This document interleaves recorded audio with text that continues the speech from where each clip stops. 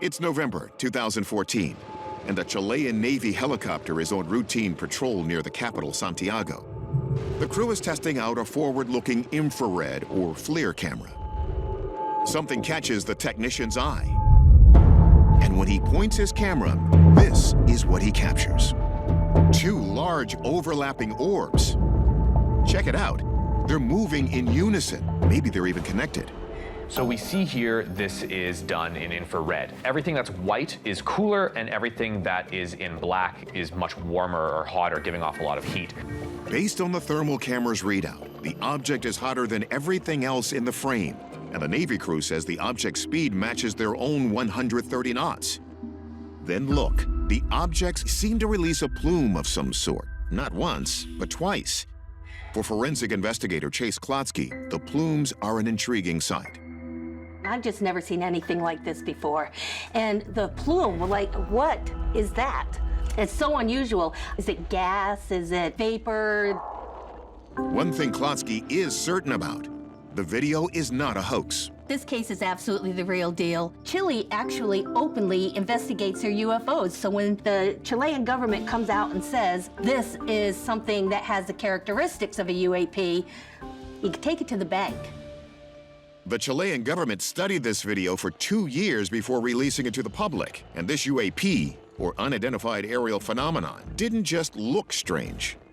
We have reports from the Chilean Navy that this aircraft did not appear on its radar system. We also have a report that they did try to communicate with this aircraft, but it never responded back, which is a bit of a mystery. The Chilean camera could switch between optical and infrared settings. For an unexplained reason, the plume that shows up as hot in the infrared doesn't appear at all in the optical viewer. To cut through all of these mysteries, we turn the footage over to our experts. Tim McMillan considers whether it might have been a hostile craft trying to sneak into Chilean airspace. Obviously, the drone theory is one that everyone has to examine. This was filmed in 2014. Drone technologies were not nearly as advanced as they are today, and they weren't as frequent, even with the militaries of the world. And so there's not really any shape that would be consistent with what you would expect to see from a drone. Balloons are also mistaken for UFOs quite often, so astronomer and video effects designer Mark D'Antonio looks at that possibility. Certainly balloons do go that high, and certainly balloons do travel slowly, but they generally don't show hot spots like this. I do not believe this is a balloon. The key could be those strange plumes. D'Antonio thinks the object is moving through pockets of moist air. I have watched contrails start and stop and make dashes in the sky. I think this is a contrail from a commercial jet. 2 hot spots, 2 trails. Others think the plumes could be a plane dumping fuel. But wouldn't the 2-year investigation have tracked that plane down? And the object appears to be headed towards Santiago, a city of over 4 million people. Aircraft, when they're in trouble, will tend to go out to the ocean to be able to dump their fuel. And they do that in non-populated areas. And if you look at the settings on the Westcam camera, it was looking at an object that was fairly straight ahead, which means that the object was equivalent to its altitude, which puts it at a relatively low. 4,000 feet is nothing in terms of its altitude. Airplanes only form contrails of ice above 30,000 feet.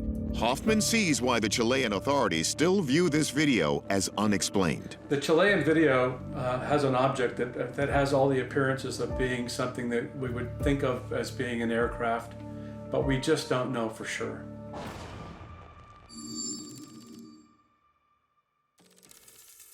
There are still no clear explanations for why radar failed to detect this object, or why the plume doesn't show up in the optical viewer. But it's worth pointing out that the U.S. Navy only started seeing UAPs, like the famous Tic Tac, when it installed its Aegis radar systems, which the Chileans didn't have. So, no one can identify what the Chilean Navy caught on video. So we're going to call this a real UFO. It's September of 2018, and residents of Southeast Asia are bracing for a megastorm, a super typhoon. Winds up to 180 miles per hour blast through the region as social media is flooded with images of the damage. One video, said to be from the Shenzhen province of China, is particularly alarming. Watch as this commercial airliner attempts to land as it fights extremely heavy crosswinds. It seems to almost tip over, then it does a complete flip. But just as it seems like it may crash, the pilot appears to regain control. The footage quickly goes viral as it triggers many people's worst fears of flying. But watch again. A number of things seem off about this footage, not least of which are the supposed typhoon conditions. Certainly the winds are strong, but it doesn't look like there's any rain or even a ton of cloud cover. Planes land in tough crosswinds all the time. What you're seeing here are all verified incidents. The most dangerous part of flying a plane is takeoff and landing. That's when you're going to encounter things like crosswinds or wind shears that can really affect how you come in or how you take off. But I've never seen a passenger plane do a full barrel roll like this. Wow. I don't know about you, but I could watch this video over and over again. It's that wild. But many people online thought it was real. So we decided to track down the original source of this footage to get the real story.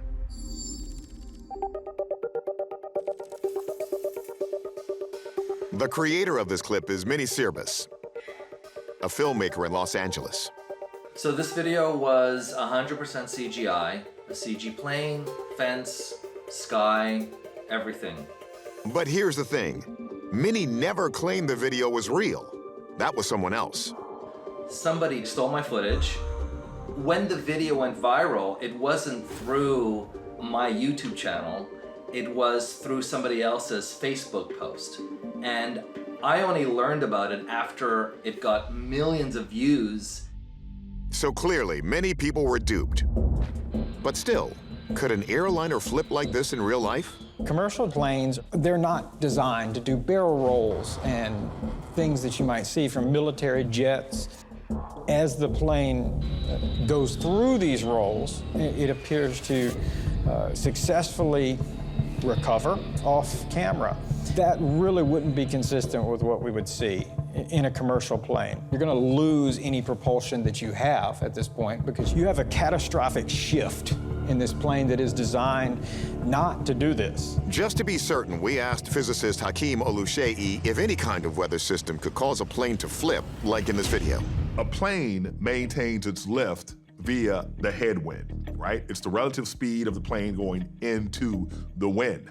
And if there is a crosswind, then that will be perpendicular to the headwind. So it would act independently. So it could shift the plane side to side independently of the forward back motion. But now there's also a twist. There's also a rotational motion, which is also independent. So that's why the ideal wind to create something like this is a fast headwind with a tornado going around it in this way. That kind of wind would leave a trail of destruction.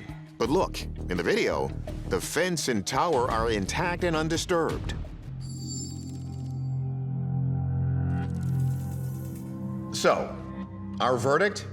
There's no question. This is a hoax. Minnie told us he still has no idea who passed off his CGI project as real or why. But you can be sure that when we see stuff like this, we'll be sure to call it out.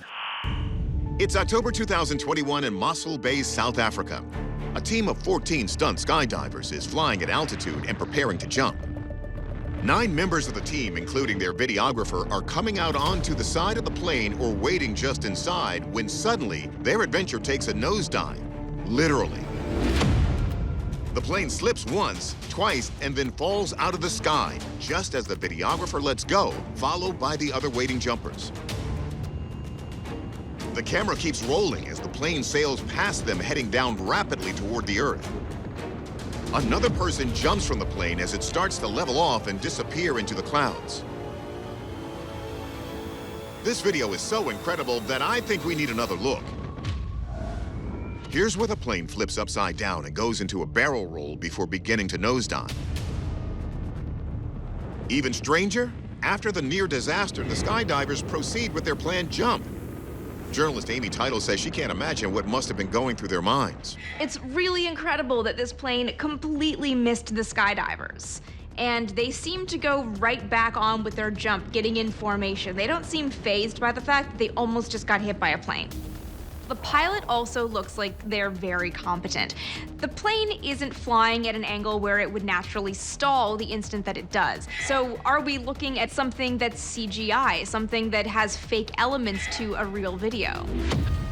In the past, we've shown you videos like the 747 near miss that went viral but turned out to be fake. So is this real? And if so, how is the pilot able to recover control of the aircraft so quickly? The standard altitude at which skydivers jump is 10,000 to 13,000 feet, while the plane moves at 100 miles per hour. But by the time this plane was in free fall, from a height of 16,000 feet, it was moving much faster than the skydivers' terminal velocity of 120 miles per hour. So, is a smooth recovery under these challenging conditions actually possible? Let's consult our experts. Our pixel man, Michael Primo, runs macro block analysis to determine if this is even real. As we watch this plane travel towards the clouds, we see kind of a glowing shape. And the macro blocks begin to become more compressed. There's video compression artifacting that's making it look like it's kind of glitching in and out of the clouds. That could be misinterpreted as manipulation or misinterpreted as CGI or something was placed over, but we didn't detect any evidence of that. Although it has been re-encoded at least twice, the video is authentic. Theoretical physicist Dr. Michio Kaku concurs. It's very difficult to fake the trajectory of 9 falling people plus an airplane that is spinning. Everything I saw on the screen, I think, is consistent with the known laws of physics. So if the footage is real, then how and why did the plane just stall? Normally in skydiving, people jump out one at a time. But since this was synchronized, they all jumped at the same time. And Kaku thinks that is the key. When we had 9 skydivers jump out of the airplane at the same time, that created a torque, which caused the back part of the airplane to swerve. But aviation expert Tim McMillan thinks this happened because the pilot slowed the plane down by cutting power to the left engine to make it easier for the skydivers to get in position. The pilot has really brought the plane down to a slow speed. May very well have idled the engine, so it's gliding. After the final jumper jumped, when the pilot throttled the aircraft back up, one of the engines spooled up faster than the other, bringing up the higher angle of attack on the right wing, and the left is trying to catch up. The airflow was hitting that left wing at an angle that it was more on top of the wing, forcing it down. That is why we're going to start seeing that corkscrew turn going towards the left side. So the nosedive could have been caused by a few factors. But how did the plane manage to miraculously recover from this death spiral? McMillan says pilots train for this exact scenario. The pilot is trying to regain his aircraft into what's called a critical angle of attack, where the wind hits the wings of the aircraft that generate lift and keep it in flight. And so even though it's dipping down here, the pilot at this point is likely controlling the yoke forward to try to get the nose back up to where the wind that's pushing over the wings is now generating lift again. And they're staying in flight. Our verdict, this is a rare but real-life aviation incident likely set off by too many jumpers exiting at the same time. The pilot is flying with asymmetrical power, and the jumpers are blocking airflow to the left horizontal stabilizer, which McMillan says brings up the higher angle of attack on the right wing and leads to the spin. Amazingly, no one was injured and the plane returned safely to the runway. Follow closely now. This story takes place in November 2021 off the coast of Russia and in the deserts of Arizona. People are monitoring a flight tracking site called Flight Radar 24 that tracks planes in real time when they start noticing something strange going on. They share screenshots from the site showing a plane identified as Avrora. It looks like it's on a standard trans-Pacific flight path from Arizona to Russia, but it's actually not. Its call sign is seen flying over Arizona's Sonoran Desert when it suddenly disappears. It's gone for almost 22 hours. Then it reappears off the coast of Russia's Kamchatka Peninsula, over 4,000 miles away, where it is spotted for the next 3 days. It's a flight that should only take 8 to 10 hours. And there's no data showing a path between the 2 points, so it's just an interpolated great circle, a perfect arc between the 2 points, which likely doesn't accurately represent a real flight path. And when the radar tracking is examined more closely, it appears that when the aircraft was over Arizona, it was just doing tight circles. Science journalist Amy Teitel says that's not the only odd thing about these images. This plane with this call sign has never been seen in person. It is only visible on this website. This is not the normal type of call signs. They usually have a flight number and the aircraft or the airline identifier. There's a military testing site in the Sonoran Desert near where the call sign was spotted over Arizona. So perhaps this was a secret government experiment or an attempt to get intel. The fact that it's flying between the United States and Russia does suggest, if we're going back to Cold War days, that it could be some kind of new spy technology. Some also believe this could be an extraterrestrial craft with stealth capabilities creeping along to secretly observe Earth. Another possibility for how a spacecraft could disappear and reappear over 4,000 miles away is that it could be using hidden portals to travel from one point to the other without being detected by prying eyes. This fits with a UFO theory known as dark forest, which suggests alien species purposely hide from us because they are not sure yet if we're a threat to them or will become one. This theory stems from the Fermi paradox, which suggests there's a disconnect between the number of advanced civilizations that should be in space and the lack of hard evidence for any of them. The term dark forest comes from a novel of the same name that compares the universe to a dark forest where every species stalks through the woods as stealthy hunters. Scientists believe this dark forest idea could potentially explain why we haven't been picking up extraterrestrial radio activity. It's because they are hiding as they scan the universe for threats. So could this be a stealth UFO? Let's turn to our experts. Aviation expert Tim McMillan examines the data to see if it could have an extraterrestrial origin. These particular devices are only picking up the transponders that are coming off of the aircraft. And so I would be inclined to say it's not a UFO because it has a transponder. But video analyst Mick West says there's something about how the transponder is transmitting its code that still seems off.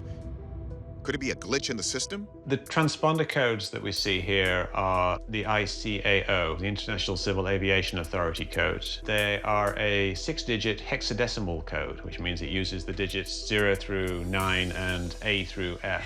But in this case, we don't have a code. We just have all 5s, which is an invalid code. Then could it be a plane that's relaying a false code to trick a potential adversary into thinking it's there when it's not? A practice known as spoofing. Explain why you would spoof that particular image, because nothing about the data that's being provided resembles a real aircraft. McMillan says the data makes it hard to believe this could be a real plane, never mind a fake one. It's moving extremely slow. It's going around 3 knots an hour, slower than even a balloon might travel. And it's only at about 3,300 feet in altitude. None of that matches with a known airplane. So West comes up with only one possible answer. I think what we have here is 2 separate incidents, an aircraft in Arizona, possibly an aircraft in Russia that just happened to have the same invalid transponder code. West says the planes likely don't have a transponder code, so they're being assigned the same default code, 555555. So while the Russian plane's call sign may be Avrora, the tracking system is accidentally identifying a different plane in Arizona that's using the same default 555555 code as the Russian plane Avrora.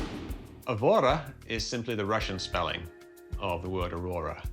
And Aurora is actually the name of a Russian battleship. So it kind of hints at some kind of Russian military origin for the call sign. We don't know what the aircraft is, we don't know what was hovering over the ocean in Russia, and we don't know what was making circles in Arizona. So it's a mystery. We think West's guess that these are 2 separate aircraft is the most likely. But even that theory requires a series of coincidences to line up. So for now, we're going to consider this an unsolved aviation mystery Until we get more information about this unusual call sign,